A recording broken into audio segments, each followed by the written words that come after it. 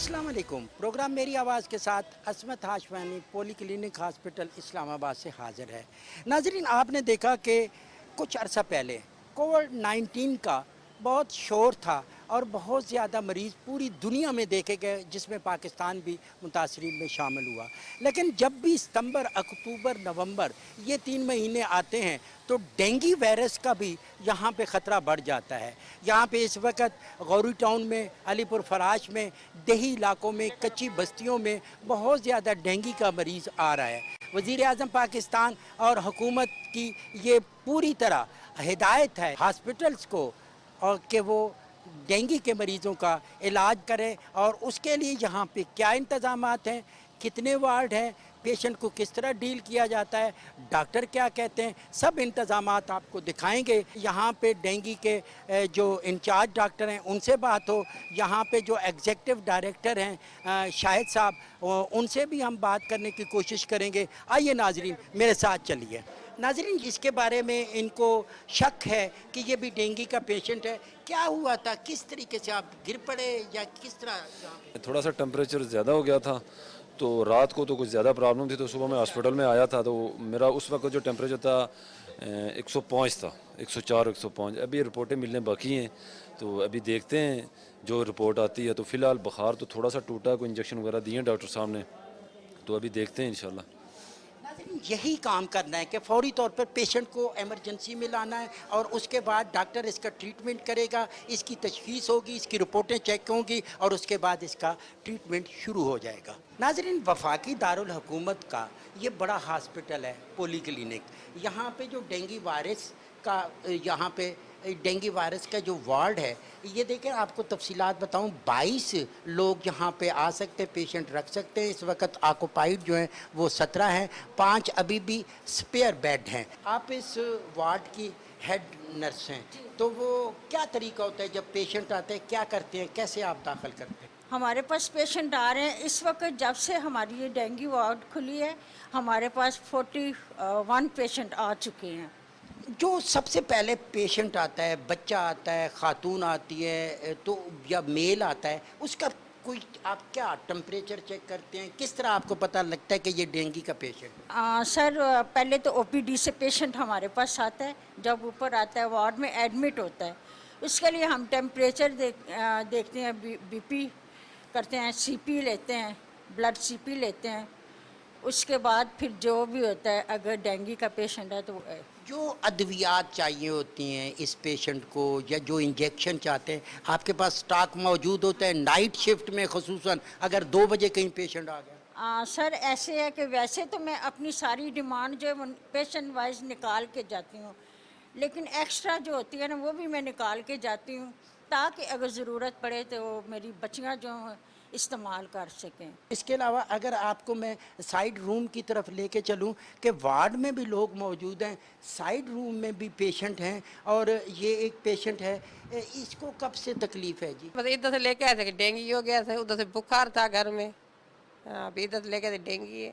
नाज़रीन, इसकी इलामात में है कि आपको पेचस होते हैं, आपको उल्टी आती है, आपको बुखार होता है, आपको बहुत ज़्यादा ठंड लगती है, अचानक आपको सर्दी ख़त्म हो जाती है, मुंह का ज़ायका चला जाता है। बेसिकली ये भी एक मिथ है कि अगर कोई इस तरह का पेशेंट है तो ये जो गन्ने का रस है उसके लिए बड़ा मुआवन साबित होता है। लेकिन ये डॉक्टर साहब से पूछेंगे कि ये कितना मुआवन साबित होता है। बाज़ औक़ात ये पेशेंट जो हैं वो ख़ुद ही बाहर से चीज़ें ले आते हैं, इस्तेमाल करते हैं, लेकिन जिस तरह की सूरत हाल है उसमें डॉक्टर की हिदायत के बगैर पेशेंट को कोई चीज़ नहीं देनी चाहिए, वरना जो ट्रीटमेंट हो रहा है उसमें रिएक्शन भी हो सकता है। नाज़रीन, जब आप इस तरह की एक वबा आती है तो उसके लिए स्पेशलिस्ट होते हैं। मेरे साथ 2 ऐसी डॉक्टर जिन्होंने कबल अज़ीं भी इसी वार्ड को सुपरवाइज़ किया था और बहुत उनके पास एक्सपीरियंस भी है, डॉक्टर शाहिदा है और डॉक्टर आयशा। ये दोनों इस वार्ड को देख रहे हैं। नीचे एक और वार्ड है, एक एक्स्ट्रा वार्ड पड़ा हुआ है। हर वार्ड में 22 से लेकर 30 बेड हैं और तकरीबन हर किस्म के इंतज़ामात।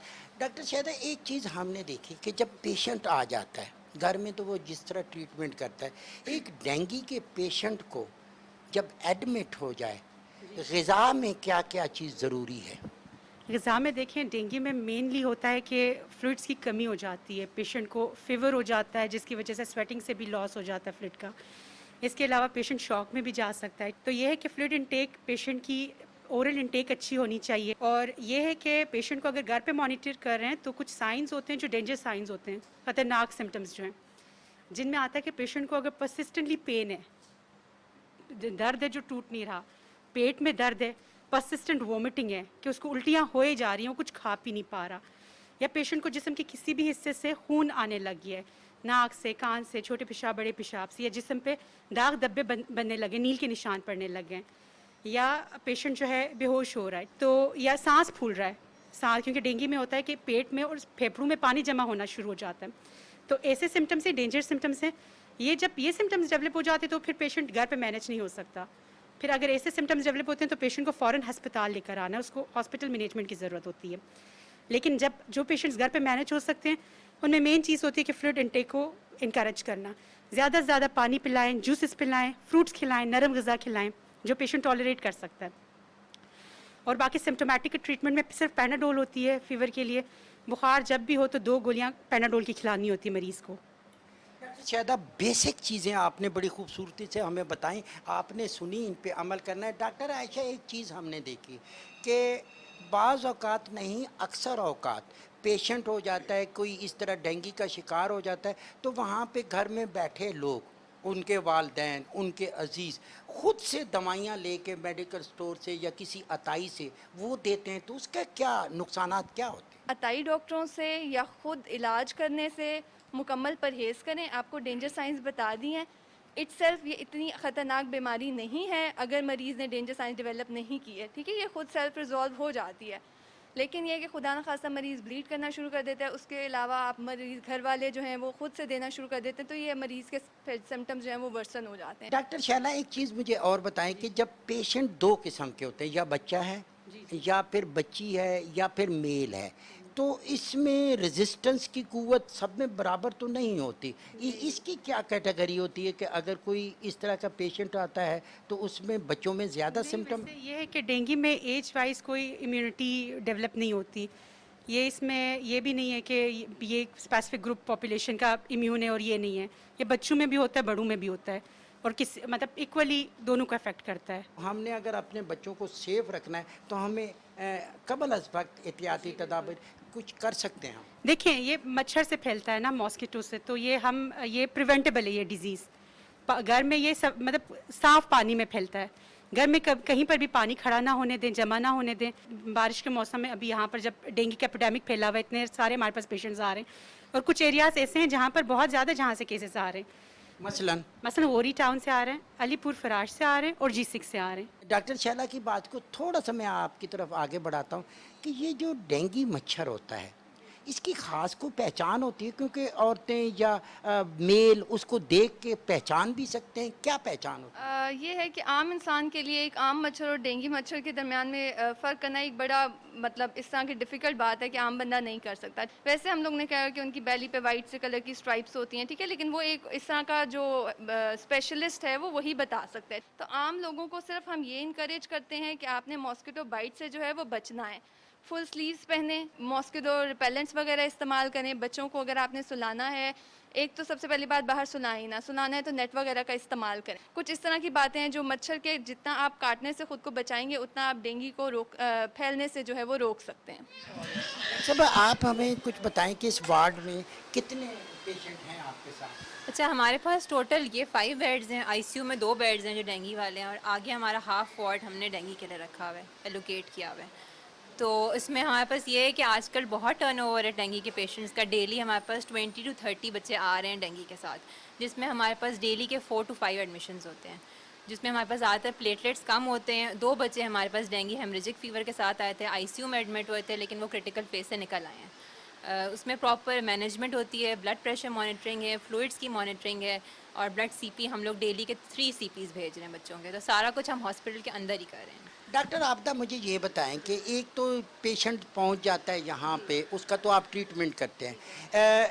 एक मुझे वो बताएं कि वो बच्चे जिनके घरों में उनके वालिदैन ख़ुद से इलाज शुरू कर देते हैं, और रिएक्ट भी कर सकता है, उसका नुकसान भी। देखिए डेंगू में सबसे इम्पॉर्टेंट चीज़ होती है प्लेटलेट्स, क्योंकि लास्ट ईयर हमारे पास डेंगू रिपोर्ट नहीं हुआ था इतना, तो इस बार शायद वो वायरस म्यूटेट करके आया है, जो स्टडीज़ हम लोग इस पर कर रहे हैं। लेकिन हमारे पास जो इतने बच्चे आ रहे हैं वो बच्चे सिक आ रहे हैं, तो अगर तो ज़रा सा भी फीवर घर में किसी और को भी हो रहा है तो यहाँ पे हॉस्पिटल आए हैं तो कम से कम सीपी हमें करके देखते हैं कि प्लेटलेट्स फॉलिंग पैटर्न पे तो नहीं है। प्लेटलेट्स देखते हैं और एचबी देखते हैं, अगर एचबी बढ़ रहा है और प्लेटलेट्स कम हो रहे हैं तो फिर हम एडमिट करते हैं। 1 लाख से कम पे हम एडमिट कर रहे हैं सब बच्चों को मॉनिटरिंग। एक और डॉक्टर आपदा कि ये बच्चे जो हैं जो स्कूलों के अंदर जाते हैं तो वहाँ पे तो बच्चे इकट्ठे होते हैं, एहतियाती तदाबीर वहाँ पे भी की जा सकती है। देखिए डेंगू जो है ना वो ये होता है कि मच्छर से फैल रहा है ना, एक दूसरे से नहीं फैल रहा। घर में एक बंदे को तो वही मच्छर औरों को काटेगा। असल में इसका स्प्रे है कि स्प्रे अगर स्कूल्स में भी करा दें, जो आपके सेक्टर्स हैं वहाँ पे स्प्रे हो, डेंगू मच्छर और घर में पानी ना खड़ा हुआ हो। अच्छा नाज़रीन, ये देखें कि ये उमर है, उमर को भी हुआ और उसके साथ साथ उसका जो दूसरा भाई है उसका नाम है अबू बकर। अबू बकर को भी डेंगू हुआ। मुझे बताओ कि ये कैसे हो गया था? दर्द होने लग गया, उसके बाद आहिस्ता आहिस्ता मुझे चक्कर आते थे, उसके बाद फिर ज़्यादा बुखार हुआ और फिर हॉस्पिटल आया मैं, और यहाँ से अब ये वो दवाइयाँ ले रहा हूँ। आपकी सेहत कैसी है? ठीक है? तकरीबन ऑलमोस्ट ठीक ही है, वो चीज़ें खाता हूँ पीता हूँ, तो अब पहले से तो बहुत बेहतर हूँ माशाल्लाह। खतीजा क्या हुआ था आपको? ये बुखार बुखार हो गया था, तो अब क्या है? अब ठीक है? अब ठीक है। तो कौन सी क्लास में पढ़ती हैं? 1 में। नाज़रीन, ये फूल जैसे बच्चे, मेरे कैमरे की वसादत से देखें इस बच्ची को आप देखें, कितनी फूल सी बच्ची। ये ज़िंदगी है हमारी, ये अपने वालिदैन की, मुआशरे की, मुल्क की ये एसेट है। इस एसेट की हिफाजत आप तभी कर सकते हैं जब आप इनका बर वक्त इलाज करें। अगर खुदा न खास्ता आप इसमें कोई कमी पेशी करेंगे तो ये फूल जो है ये मुरझा भी सकते हैं, जो हम अफोर्ड नहीं कर सकते। नाज़रीन, मेरे साथ हैं डॉक्टर राबिया। ओवरऑल यहाँ पे जितने भी डेंगू के वार्ड हैं उनमें ख़ास तौर पे बच्चों, ख़वातीन के सारे वार्ड को केयर करती हैं डॉक्टर राबिया। डॉक्टर राबिया, मुझे ये बताएं कि ये जो पेशेंट आता है फौरी तौर पे आप पहले उसका क्या करते हैं, फिर उसके बाद ट्रीटमेंट दे के जब सेहत याब हो जाता है, कोई यहाँ पे उसकी कोई फीस या पैसा तो नहीं होता? नहीं, यहाँ पे अल्हम्दुलिल्लाह सारे टेस्ट टोटली फ्री हैं। All the medication that is provided है वो बिल्कुल फ्री है। सारे टीके, सारी ब्लड प्रोडक्ट्स जो पेशेंट्स को लगती हैं वो सारी फ्री हैं। जो डेंगू का पेशेंट बेसिकली हमारे पास आ रहा है वो फीवर के साथ आ रहा है। जो मेन सिम्टम है उसका वो तेज़ बुखार है, उसके साथ सर दर्द भी हो सकता है। कुछ बच्चे जिनके प्लेटलेट्स जो सफ़ेद खून के खलियात हैं वो कम होते हैं तो वो ब्लीडिंग के साथ भी आ रहे हैं। इस दफ़ा जो डेंगू है वो थोड़ी ज़्यादा कॉम्प्लिकेशंस के साथ आ रहा है, जिसमें बच्चों के अंदर ब्लड प्रेशर भी लो हो रहा है, जिसके अंदर हमें सफ़ेद खून के साथ लाल खून भी कभी कभी लगाना पड़ता है। तो इसकी अलामात बिल्कुल एक आम बुखार, तेज़ बुखार की तरह होती हैं।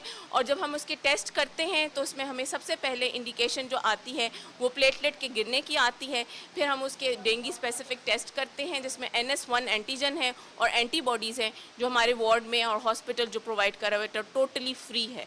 और उसके बाद डायग्नोसिस बाद जो पेशेंट स्टेबल होता है उसको हम घर भेज देते हैं और OPD बेसिस पे फॉलोअप करते हैं, और जिसके अंदर ज़रा सा भी डेंजर साइन होता है उसको हम एडमिट करके ट्रीट करते हैं। ज़्यादातर पेशेंट खुद ही अपना इलाज शुरू कर देते हैं। असल एक इसका जो सबसे बड़ा इनिशिएटिव गवर्नमेंट ने लिया है, जिसको हम अप्रिशिएट कर रहे हैं, कि पहले आवाम में आगाही नहीं थी कि क्या एक क्वालिफाइड डॉक्टर और एक क्विक और अताई में फ़र्क क्या है।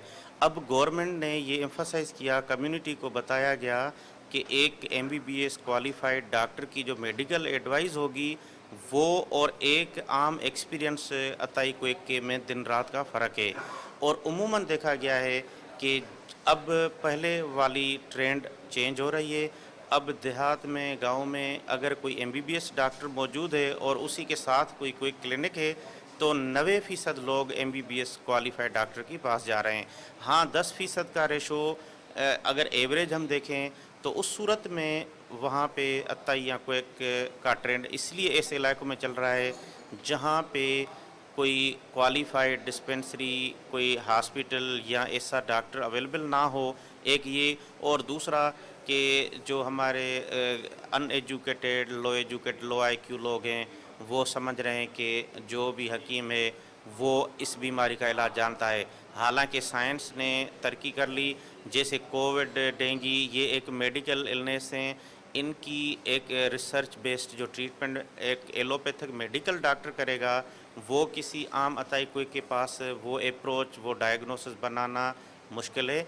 इसलिए ये एडवाइस है कम्युनिटी को कि वो कम से कम, इवन अगर क्वालिफाइड सिंपल एमबीबीएस डॉक्टर भी मिल जाए तो वो बेहतर है कि वो वहाँ पे उनको दिखा दें। ये पेशेंट इधर डेंगू के मौजूद हैं, 10 बेड हैं और हिफाजती तदाबीर ये की गई हैं कि इनको गिर्द जाली मौजूद है। और इसके अलावा ये सबसे पहले पेशेंट से आप कोई थोड़ा सा हमें तफसील से बताएं कि कब आए थे, जब इलाज आपका हो रहा था, इसके बाद अब क्या पोजीशन है आपकी?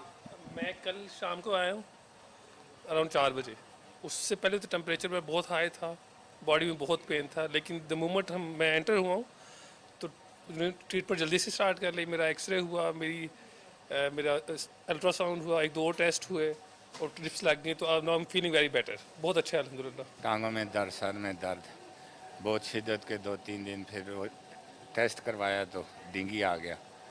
तो परसों से मैं यहाँ अस्पताल में हूँ, तो बहुत अच्छा सिस्टम हो रहा है और अभी अल्हम्दुलिल्लाह काफ़ी बेहतर हूँ।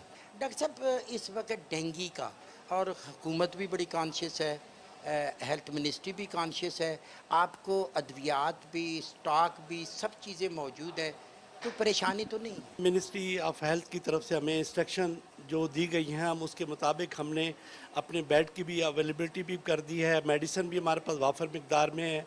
अगर कोई पेशेंट बढ़ते हैं तो हमें इतनी हमारे पास है कि हम within no limit, no time हम मंगवा सकते हैं और उसमें हमें कोई प्रॉब्लम इशू नहीं है। आपके पास जितने पेशेंट आए सेहतयाब होकर चले गए या खुदा ना खास्ता कोई डेड बॉडी भी, कोई लाश भी हुआ? जब से हमने डेंगू वार्ड ये शुरू किया है तब से हमारे पास तकरीबन हमसे 60 पेशेंट्स हमारे यहाँ से सेहतयाब होकर घरों को वापस चले गए हैं। इस वक्त हमारे पास अबाउट 25 से 26 पेशेंट दाखिल हैं, वो भी इंशाल्लाह उसमें से 2-4 रिकवर होंगे। डेली 1-2-3 मरीज़ हमारे डिस्चार्ज हो जाते हैं। डॉक्टर साहब, इंतज़ामात हमने देखे और ये सारी सूरत हाल हमें बताती है कि आपके इंतज़ामात तो बहुत अच्छे हैं, लेकिन कितना विज़िट हो जाता है रोज़ाना के हिसाब से, और डेंगू को ख़ास तौर पे कितना फोकस किया जा रहा है आपको? आजकल एवरेज तकरीबन 30 मरीज़ रोज़ ऐसे आ रहे हैं जिनको हम सस्पेक्ट कर रहे हैं डेंगू, और उसके लिए हम उनको इन्वेस्टिगेट करते हैं। दाखिल हम उन मरीज़ों को करते हैं जिनमें ख़ास ऐसी क्रिटिकल कंडीशंस हो जिसके लिए उनको दाखिला करके और मॉनिटर करने की ज़रूरत हो। ख़ास तौर पे वज़ीर आज़म पाकिस्तान इमरान खान साहब हेल्थ के शोबा से बहुत टची हैं, उन्होंने हेल्थ कार्ड दिए और उनकी कोशिश है कि कोरोना के हवाले से आप देखें कि कितनी हुकूमत की अच्छी पॉलिसी थी और हेल्थ डिपार्टमेंट को कन्वे की गई। अब डेंगू के हवाले से चूँकि ये ज़ोर पकड़ रहा था तो उस पर भी प्राइम मिनिस्टर साहब कहते हैं, तो आपके पास सहूलत के मुताबिक स्टॉक, अद्वियात, सब चीज़ें मौजूद हैं, कोई प्रॉब्लम तो नहीं? जी माशाल्लाह, अस्पताल में तमाम इंतज़ामात 30 मरीज़ों के लिए दाखिले के इस वक्त भी मौजूद हैं, और ज़रूरत के मुताबिक अगर हमें पड़ी तो बहुत थोड़े नोटिस पे हम इस सहूलत को और भी बढ़ा सकते हैं। जिस जगह मरीज़ आते हैं वो फिर मुतल्लिका हुकाम को इतला दी जाती है ताकि उसके लिए जो भी स्प्रेज और जो भी इन्वेस्टिगेशन है उसको वो किया जाए। हमारी अपनी मिनिस्ट्री में भी रेगुलर मीटिंग्स होती हैं जो कि जिसमें हम शिरकत करते हैं और उनकी जो भी हदायत होती हैं उस पर मुकम्मल अमल किया जाता है। ये कोई ख़ास किस्म का मच्छर होता है या ये कोई ख़ास किस्म का पीरियड होता है, मौसम होता है जिसमें ये पैदा होता है और उससे ख़तरा होता है डेंगू? ये मच्छर की ख़ास किस्म है जो कि ये कॉज करती है, और ख़ास 2 साल में साइकिल आते हैं। तो और ख़ास तौर पे ये जो सीज़न है हमारा बरसात के बाद जो है, जिस वक्त टेम्परेचर भी कोई बहुत कम नहीं होता, तो ये जो 2-3 माह है सितंबर, अक्टूबर, नवंबर, इसमें ज़्यादा, फिर आहिस्ता आहिस्ता जब सर्दी बढ़ जाती है तो फिर इसका इंसिडेंस कम हो जाता है, तो इसमें ज़्यादा एहतियात की ज़रूरत है। हम चाहेंगे कि वो लोग जिनके पास पेशेंट होता है, सपोज डेंगू का पेशेंट है, कोरोना का पेशेंट है, लोग छुपाते हैं उसको, लाते नहीं हैं, उसके क्या नुकसान होते हैं? कि अगर सबसे पहले तो उसी घर में होंगे तो वो अवेयरनेस के लिए उनको क्या मैसेज होगा आपका? तो देखिए जी, उनके अपने फ़ायदे के लिए है। अगर अब आपने जैसे कोविड का भी जिक्र किया, डेंगू का भी जिक्र किया, अगर नहीं आएंगे, छुपाएंगे, एक तो अपना नुकसान करेंगे, बाकी फैमिली को भी लग सकता है। और जब एक दो मरीज दाखिल हो जाए यहाँ, तो तमाम सहूलियात जो कि मेरा हाल किसी अच्छे प्राइवेट हॉस्पिटल से भी बेहतर हैं, बग़ैर किसी मुआवजे के यहाँ मुहैया की जाती हैं। तो मेरी यही एडवाइस है कि अगर आपको शक हो, यहाँ आइए, आपके टेस्ट होंगे, आपकी को अगर घर पे ही मैनेज किया जा सकता है, उसके लिए जिस भी एहतियात की और जिस भी मैनेजमेंट की आपको ज़रूरत है, उसके मुताबिक बिल्कुल वजाहत की जाएगी। लोगों के लिए वही मैं दोबारा और बार बार उस पर मैं एम्फसाइज़ करूँगा कि जी अपनी सेहत जो है वो आपकी अपनी ज़िम्मेदारी है। ये जो दिन है, इसमें लॉन में बाहर बैठना या शाम को रात को वॉक ग्राउंड्स में जाके करना जिसमें आप फुली कवर्ड ना हो, वो आपके लिए जो है वो ख़तरे का बायस बन सकता है। एक डॉक्टर जो है वो खुदा का एक हसीन रूप है। अल्लाह ताला की ज़ात इंसान को पैदा करती है, ज़िंदगी देती है, और डॉक्टर उस ज़िंदगी को हिफाजत देता है, सेव करने के लिए मददगार साबित होता है। इसलिए डॉक्टर की बात को सुने, समझें और हिदायत पर अमल करें, ताकि आपकी ज़िंदगी की बका जो है वो चलती रहे। पाकिस्तान टेलीविज़न एक मौसर आवाज़ है।